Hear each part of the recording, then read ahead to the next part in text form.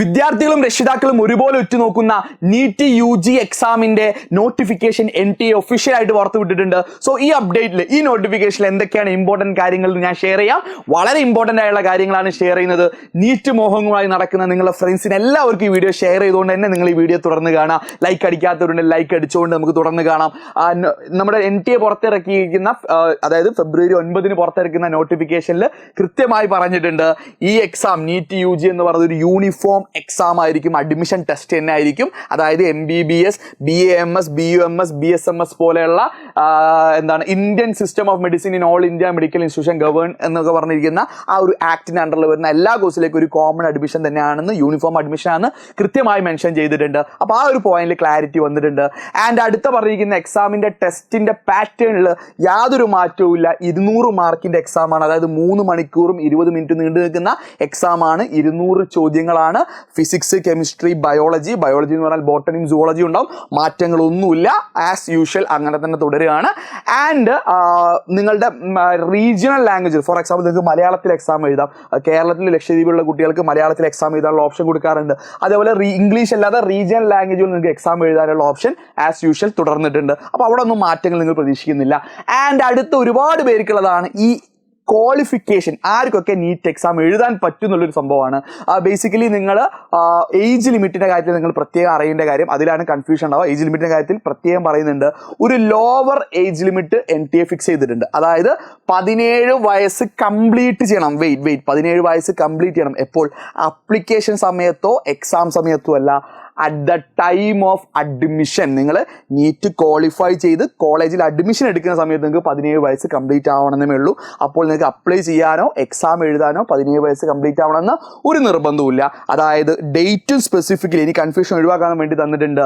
നിങ്ങൾ കോളേജിൽ അഡ്മിഷൻ എടുക്കുന്ന സമയത്ത് നിങ്ങളുടെ 17 വയസ്സ് കംപ്ലീറ്റ് ആണ്. അപ്പോൾ ഡേറ്റ് ഓഫ് ബർത്ത് തന്നിട്ടുണ്ട് 31/12/2007. അതായത് ഡിസംബർ 31, 2007 അതിൻ്റെ മുൻപോ കുട്ടികൾക്ക് മാത്രമേ എന്തുള്ളൂ, ഇതിൽ എലിജിബിലിറ്റി ഉള്ളൂ. അതായത് നിങ്ങൾ ജാനുവരി 1, 2008 ജനിച്ച കുട്ടിയാണ് എങ്കിൽ നിങ്ങൾക്ക് എന്തില്ല, നീറ്റ് UG 2024 എലിജിബിലിറ്റി ഇല്ല എന്നുള്ളതാണ്. അപ്പോൾ ഏജിന്റെ ലോവർ ലിമിറ്റിന്റെ കേസിൽ ക്ലാരിറ്റി വന്നിട്ടുണ്ട്. ഇനി അപ്പർ ലിമിറ്റ്, അതിൽ കൃത്യമായിട്ട് മുൻപ് വന്ന വിധികളും കാര്യങ്ങളും പ്രസ്താവിച്ചുകൊണ്ട് പറയുന്നുണ്ട്, there is no upper age limit.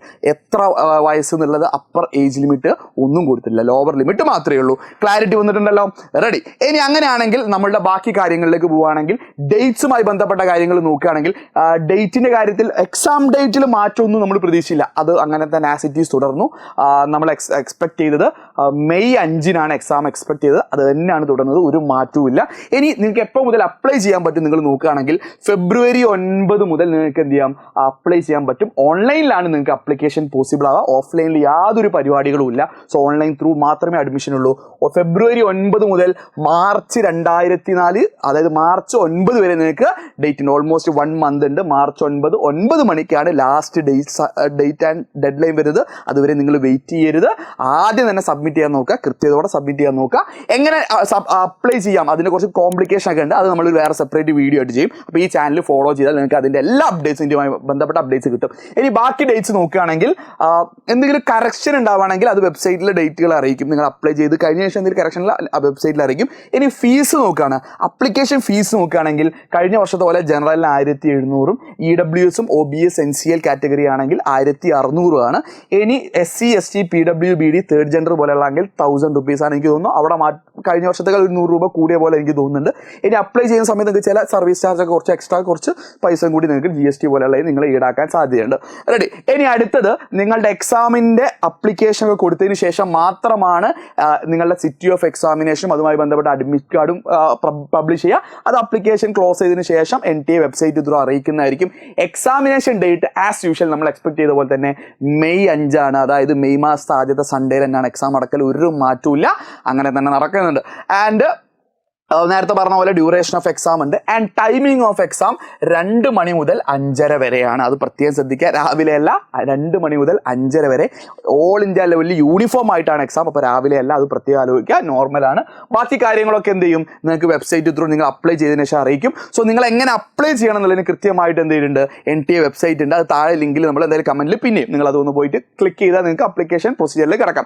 എങ്ങനെ അപ്ലൈ ചെയ്യാമെന്ന് നമ്മളൊരു വീഡിയോ ചെയ്യും. ആ വീഡിയോ കണ്ടതിന് ശേഷം മാത്രം അപ്ലൈ ചെയ്യുന്നത് നന്നായിരിക്കും. മിസ്റ്റേക്സ് വന്നു കഴിഞ്ഞാൽ തിരുത്താൻ ചാൻസ് തരാറുണ്ടെങ്കിലും പലപ്പോഴും അത് ഒഴിവാക്കുന്നതാണ് നിങ്ങൾക്ക് നല്ലത്.